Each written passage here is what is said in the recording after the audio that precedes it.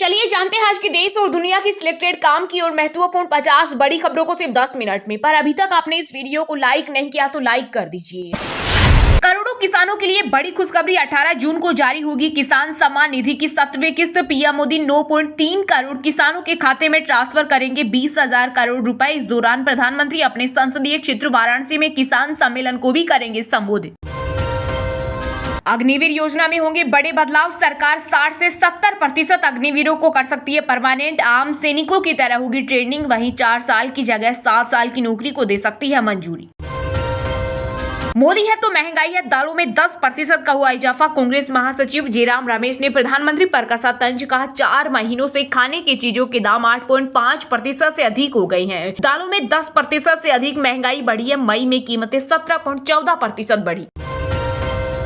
जम्मू कश्मीर की रियासी कठुआ में डोडा में पिछले 4 दिनों में हुई 4 आतंकी घटनाएं। इसमें 9 श्रद्धालुओं की जान चली गई, 1 जवान शहीद हुआ और 2 आतंकी मारे गए। वहीं चारों घटनाओं में 6 जवानों समेत कुल 49 लोग हुए घायल। ओपीएस को लेकर कर्मचारी संगठनों की केंद्र सरकार को 2 टूक। कहा हमें एनपीएस में संशोधन मंजूर नहीं, लागू हो गारंटीकृत पुरानी पेंशन। यूपी में बिजली चोरी करने वालों की अब खैर नहीं। यूपीपीसीएल चलाएगा बड़ा अभियान। प्रदेश के सभी वितरण निगमों के प्रबंध निदेशकों एवं मुख्य अभियंताओं को निर्देशित किया गया है कि ऐसे फीडर जहां लाइन हानि सबसे ज्यादा है वहां अभियान चलाकर विद्युत चोरी रोकी जाए। तीसरे कार्यकाल में पीएम मोदी का पहला विदेश दौरा। G7 समिट में भाग लेने इटली पहुंचे। G7 से इतर अमेरिका के राष्ट्रपति जो बाइडेन से अहम बैठक कर सकते हैं प्रधानमंत्री मोदी। वहीं कांग्रेस ने कसा तंज। कहा अपनी घटती अंतर्राष्ट्रीय छवि बचाने इटली जा रहे हैं पीएम मोदी। जम्मू कश्मीर के अब सभी स्कूलों में होगा राष्ट्रगान। सरकार ने जारी किया आदेश। साथ ही सुबह और कई सारी एक्स्ट्रा करिकुलर एक्टिविटी भी की जाएगी। राजनाथ सिंह ने रक्षा मंत्री का कार्यभार संभाला। इस दौरान उन्होंने बताया कि अगले 5 साल में उनका लक्ष्य देश की सुरक्षा के साथ आत्मनिर्भर भारत पर रहेगा और भारत 50,000 करोड़ तक के हथियारों का निर्यात करे, यही उनका लक्ष्य होगा। टैंकर माफिया चुरा रहे हैं पानी। बीजेपी सांसद मनोज तिवारी बोले जिम्मेदारी से भाग नहीं सकती दिल्ली सरकार। वहीं जल संकट पर सुप्रीम कोर्ट में केजरीवाल सरकार ने कहा साथ मिलकर करना होगा काम, उंगली उठाने का वक्त नहीं। जल संकट को लेकर 6 थानों के 50 से ज्यादा पुलिसकर्मी 3 शिफ्ट में करेंगे मुनक नहर की निगरानी। पेपर रद्द करना सही नहीं। नीट परीक्षा को लेकर सुप्रीम कोर्ट का बड़ा आदेश। कहा बोनस अंक पाने वाले 1563 कैंडिडेट्स की 23 जून को दोबारा होगी परीक्षा। वहीं अगर इनमें से कोई कैंडिडेट दोबारा परीक्षा नहीं देता है तो उसका बिना बोनस अंक के ही जारी किया जाएगा रिजल्ट। 30 जून तक जारी होगा रिजल्ट। वहीं एससी के आगे एनटीए का कबूलनामा ग्रेस मार्क्स देने में हुई गड़बड़ी। भारत ने T20 वर्ल्ड कप में अमेरिका को हराकर पाकिस्तान को दी संजीवनी। इस जीत से पाक का वर्ल्ड कप के सुपर 8 में पहुंचने का रास्ता हुआ आसान। वहीं इस जीत के साथ भारतीय टीम ने मारी सुपर 8 में एंट्री। कुवैत अग्निकांड में मारे गए लोगों के परिवार को 2-2 लाख रुपए की आर्थिक मदद का ऐलान। विदेश मंत्रालय के मुताबिक कुवैत अग्निकांड को लेकर पीएम मोदी ने एक समीक्षा बैठक की जिसमें आर्थिक सहायता देने का फैसला लिया गया। दिल्ली के गांवों का विकास करेगी केजरीवाल सरकार। 900 करोड़ रुपए होंगे खर्च। एक्शन प्लान के लिए एजेंसियों को दिया निर्देश। बीते दिन सोने चांदी की कीमतों में आई तेजी। 10 ग्राम 24 कैरेट सोना 320 रुपए बढ़कर 72,160 रुपए पर पहुंच गया। वहीं 1 किलो चांदी 800 रुपए महंगी होकर 91,300 रुपए में बिक रही। जियो और एसईएस को मिली भारतीय अंतरिक्ष रेगुलेटर की अनुमति। अंतरिक्ष में मिलेगा हाई स्पीड इंटरनेट सेवा। नई सरकार का गठन होने के बाद अब केंद्रीय बजट 2024-25 की तैयारी शुरू। वित्त मंत्री निर्मला सीतारमण ने अधिकारियों को दिए सभी जरूरी निर्देश। चर्चा है कि केंद्रीय बजट जुलाई के तीसरे सप्ताह तक संसद में पेश किया जा सकता है। हालांकि बजट घोषणा की आधिकारिक तिथि और समय संसद के मॉनसून सत्र के कार्यक्रम के बाद नोटिफाई किया जाएगा। जम्मू में आतंकी हमलों के बीच सुरक्षा बलों को मिली बड़ी कामयाबी। कुपवाड़ा से लश्कर का आतंकी गिरफ्तार, भारी मात्रा में हथियार बरामद। महाराष्ट्र में 4 महीनों में बदल दूंगा सरकार। एनसीपी प्रमुख शरद पवार ने किया चौंकाने वाला दावा। का थोड़ा इंतजार कीजिए, मैं सरकार बदलने वाला हूं, लेकिन किसानों की समस्या के लिए सभी को सड़कों पर उतरना होगा। आईफोन मेकर एप्पल एक बार फिर बनी दुनिया की most valuable company. Market cap में माइक्रोसॉफ्ट को छोड़ा पीछे। एप्पल के शेयर करीब 4% बढ़कर रिकॉर्ड $215.4 पर पहुंच गए, जिससे इसकी मार्केट वैल्यूएशन $3.29 लाख करोड़ हो गई। जम्मू कश्मीर में हुई आतंकी घटनाओं से आहत हुए शिवसेना नेता आनंद दुबे कहा पाकिस्तान के साथ सारे रिश्ते नाते तोड़ देने चाहिए और क्रिकेट में भी नहीं खेलना चाहिए। वहीं इस विषय को लेकर आनंद दुबे ने प्रधानमंत्री नरेंद्र मोदी, गृह मंत्री अमित शाह, खेल मंत्री मनसुख मंडाविया व बीसीसीआई अध्यक्ष को लिखी चिट्ठी। सीबीआई जांच और पीएम चुप क्यों, नीट परीक्षा की गड़बड़ी पर बोली कांग्रेस। वहीं केंद्रीय शिक्षा मंत्री धर्मेंद्र प्रधान ने कहा नीट परीक्षा में पेपर लीक के कोई सबूत नहीं, किसी छात्र का नहीं होने देंगे नुकसान। मुझे टारगेट किया जा रहा, फायरिंग केस में घटना के 2 महीने बाद अभिनेता सलमान खान ने मुंबई पुलिस को दिया बयान। बोले फ्रस्ट्रेट हो गया, पहले से ही कोर्ट से सजा पा चुका हूं। दिल्ली, पंजाब, राजस्थान समेत 14 राज्यों में हीट वेव का अलर्ट। वहीं मानसून की चाल पड़ी धीमी, 16 से 18 जून तक बिहार और 20 से 30 जून के बीच यूपी पहुंचने का अनुमान। यूपी में लोकसभा चुनाव के बाद अब 9 सीट पर विधानसभा उपचुनाव पर होगी बीजेपी सपा की परीक्षा। समाजवादी पार्टी के 4 और भाजपा के 5 विधायक सांसद बने हैं, इसलिए ये उपचुनाव दोनों ही खेमों के लिए प्रतिष्ठा का सवाल है। महाराष्ट्र में बीजेपी देने वाली है डिप्टी सीएम अजित पवार को जोर का झटका। विधानसभा चुनाव से पहले एनसीपी से तोड़ेगी संबंध। वहीं सीएम शिंदे की अगुवाई वाली शिवसेना के साथ मिलकर लड़ सकती है विधानसभा चुनाव। ओडिशा के पुरी स्थित जगन्नाथ मंदिर के चारों द्वार मंगला आरती के दौरान श्रद्धालुओं के लिए खोली गई। कोरोना के समय 3 गेट बंद किए गए थे। राज्य के नए सीएम मोहन चरण मांझी ने मंत्रिमंडल के साथ की परिक्रमा। एमपी सरकार का बड़ा फैसला, 24 घंटे खुलेंगे मॉल, रेस्टोरेंट, नगर निगम और इंडस्ट्रियल एरिया में मिलेगी सुविधाएं। इटली में खालिस्तानी कर रहे विरोध, मोदी की सुरक्षा केस, योगी प्लेन में मिसाइल, होटल में एसपीजी तैनात। दौरे से पहले वहां गांधी प्रतिमा तोड़ी गई। कंगना बोले फिल्मों में काम करना पॉलिटिक्स से ज्यादा आसान, 18 साल पहले भी मिला था राजनीति में आने का ऑफर, तब तैयार नहीं थी। बीएचईएल में 170 व बीएसएफ में 1526 पदों पर निकली बम्पर वैकेंसी। वहीं इंडियन एयरफोर्स ने अग्निवीर वायु भर्ती का नोटिफिकेशन हुआ जारी। इसके अलावा सभी सरकारी नौकरियों की तुरंत अपडेट पाने के लिए गूगल में अभी विजिट करें आरके अलर्ट वेबसाइट। विवादों में फंसी आमिर खान की बेटी की पहली फिल्म महाराज पर प्रतिबंध लगाने की मांग तेज। अजीत डोभाल तीसरी बार बने राष्ट्रीय सुरक्षा सलाहकार, पीके मिश्रा भी बने रहेंगे प्रधान सचिव। भारत में सिर्फ 14% कर्मचारी ही खुद, 86% दुख में बिता रहे जिंदगी। रिपोर्ट में चौंकाने वाला खुलासा।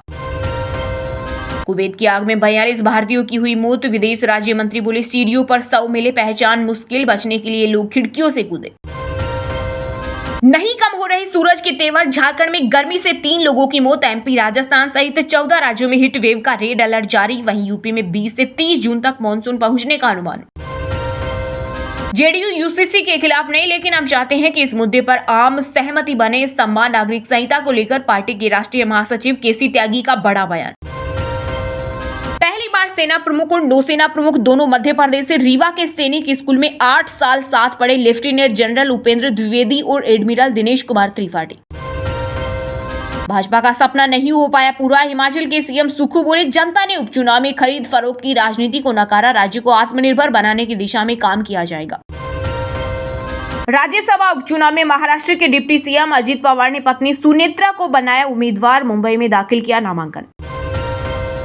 बंगाल में 21 जून तक रहेगी केंद्रीय बलों की तैनाती। लोकसभा चुनाव के बाद जारी हिंसा पर कोर्ट ने लगाई ममता सरकार को फटकार, कहा कानून व्यवस्था बनाए रखना राज्य सरकार की प्राथमिकता होनी चाहिए। भाजपा करेगी कांग्रेस के कार्यकाल में बने नए जिलों की समीक्षा। राजस्थान की भजनलाल सरकार ने कैबिनेट उप समिति का किया गठन। पेमा खांडू लगातार तीसरी बार बने अरुणाचल प्रदेश के मुख्यमंत्री। वहीं चाउना मीन ने उप मुख्यमंत्री के रूप में ली शपथ। खांडू के साथ साथ 11 अन्य विधायकों ने भी ली मंत्री पद की शपथ। समारोह में केंद्रीय गृह मंत्री अमित शाह, भाजपा अध्यक्ष जेपी नड्डा और असम के सीएम हेमंत बिस्वा शर्मा हुए शामिल। लोकसभा चुनाव का महंगाई दर पर बड़ा असर। मई में खुदरा महंगाई दर घटकर 4.75% हुई। यह 12 महीने के निचले स्तर पर पहुंची। जुलाई 2023 में 4.44% थी। वहीं फल सब्जी के दाम भी अभी बचे। चलिए अब जानते हैं जो आम आदमी के काम की और फायदेमंद खबरें हैं उनको विस्तार से। पर इससे पहले अभी तक आपने इस वीडियो को लाइक नहीं किया तो लाइक कर दीजिए। सीबीआई जांच और पीएम चुप क्यों, नीट परीक्षा की गड़बड़ी पर बोली कांग्रेस। वहीं केंद्रीय शिक्षा मंत्री धर्मेंद्र प्रधान ने कहा नीट परीक्षा में पेपर लीक के कोई सबूत नहीं, किसी छात्र का नहीं होने देंगे नुकसान। जिसका सुप्रीम कोर्ट ने नीट रिजल्ट विवाद मामले में सुनवाई करते हुए 1563 छात्रों के ग्रेस मार्क रद्द कर दिए हैं। शीर्ष अदालत ने ग्रेस वाले छात्रों को 2 विकल्प देने का फैसला किया है। कोर्ट ने अपने फैसले में छात्रों से ग्रेस छोड़ने या दोबारा परीक्षा देने को कहा है। ग्रेस वाले छात्रों की परीक्षा 23 जून को होगी और परीक्षा परिणाम 30 जून से पहले आएंगे। इसी बीच नीट रिजल्ट में धांधली को लेकर शिक्षा मंत्री धर्मेंद्र प्रधान ने कहा कि सरकार इस मामले को लेकर गंभीर है, जो भी दोषी पाया जाएगा उसे सख्त सजा दी जाएगी। वहीं उनके इस बयान पर अब कांग्रेस ने पलटवार किया है। कांग्रेस ने नेता गौरव गोगोई ने प्रेस कॉन्फ्रेंस में केंद्र सरकार पर निशाना साधा। गौरव गोगोई ने शिक्षा मंत्री धर्मेंद्र प्रधान पर हमला बोलते हुए कहा, जांच की ही नहीं और परिणाम दे दिया। उन्होंने कहा, मामले पर शिक्षा मंत्री और प्रधानमंत्री चुप हैं। जिस एनटीए के नेतृत्व में पेपर लीक हुआ उसी को इंक्वायरी करने के लिए बोला गया। हम निष्पक्ष जांच की अपेक्षा कैसे कर सकते हैं। कांग्रेस नेता गौरव ने आगे कहा, अगर वे सरकारी पदाधिकारियों से पूछेंगे तो उन्हें यही जवाब मिलेगा कि सब ठीक है। बच्चों और उनके माता पिता को ये जानने का अधिकार है कि आप इस निर्णय पर कैसे पहुंचे। उन्होंने कहा, प्रधानमंत्री चुप हैं और शिक्षा मंत्री बिना जांच किए ये कह रही हैं कि कुछ नहीं हुआ। इस जनादेश के बाद भी इनका अहंकार खत्म नहीं हुआ। इसकी सीबीआई जांच होनी चाहिए। कांग्रेस नेता ने कहा, इसकी सुप्रीम कोर्ट मॉनिटर्ड एक जांच होनी चाहिए। हमने रिकॉर्डिंग सुनी है जिसमें लाखों रुपए मांगे जा रहे हैं। ये एग्जाम हमारे भविष्य के डॉक्टरों को तैयार करते हैं, क्या इससे ही उन्हें तैयार किया जा रहा है? करोड़ों किसानों के लिए बड़ी खुशखबरी, 18 जून को जारी होगी किसान सम्मान निधि की 7वीं किस्त। पीएम मोदी 9.3 करोड़ किसानों के खाते में ट्रांसफर करेंगे 20,000 करोड़ रुपए। इस दौरान प्रधानमंत्री अपने संसदीय क्षेत्र वाराणसी में किसान सम्मेलन को भी करेंगे संबोधित। जी हां, पीएम किसान सम्मान निधि की 7वीं किस्त का इंतजार कर रहे करोड़ों किसानों के लिए खुशखबरी है। प्रधानमंत्री नरेंद्र मोदी 18 जून को अपने संसदीय क्षेत्र वाराणसी से देश के करोड़ों किसानों को पीएम किसान की 7वीं किस्त की सौगात देने वाले हैं। इससे पहले 28 फरवरी को पीएम किसान सम्मान निधि योजना की 16वीं किस्त जारी हुई थी। इसमें 21,000 करोड़ रुपए से ज्यादा किसानों को ट्रांसफर किए गए थे। इस योजना के तहत सरकार हर साल किसानों के अकाउंट में 2-2 हजार रुपए की 3 किस्तों में 6,000 रुपए ट्रांसफर करती है। केंद्र में लगातार तीसरी बार मोदी सरकार बनने के बाद प्रधानमंत्री नरेंद्र मोदी 18 जून को पहली बार अपने संसदीय क्षेत्र वाराणसी का दौरा करेंगे। अपने 1 दिवसीय दौरे के दौरान पीएम वाराणसी में किसान सम्मेलन को भी संबोधित करेंगे। पीएम मोदी पद और लोकसभा में तीसरी बार जीतकर काशी की जनता का आभार जताने के लिए 18 जून को एक दिन का प्रवास करेंगे। इस दौर में पीएम नरेंद्र मोदी बाबा विश्वनाथ का दर्शन करेंगे, तीसरे शानदार कार्यकाल का आशीर्वाद लेंगे। वहीं दशाश्वमेध घाट पर गंगा आरती में शामिल होंगे। इससे पहले मां गंगा का दुग्धाभिषेक करेंगे। वहीं पीएम मोदी इस दौरान सेवापुरी विधानसभा के मेहंदीगंज में किसान सम्मेलन में 1 लाख किसानों से संवाद करेंगे। इसमें पुरुष व महिला किसानों को पीएम सम्मान निधि योजना की 7वीं किस्त जारी करेंगे और काशी किसान सम्मेलन को संबोधित कर सरकार की प्राथमिकता गिनाएंगे।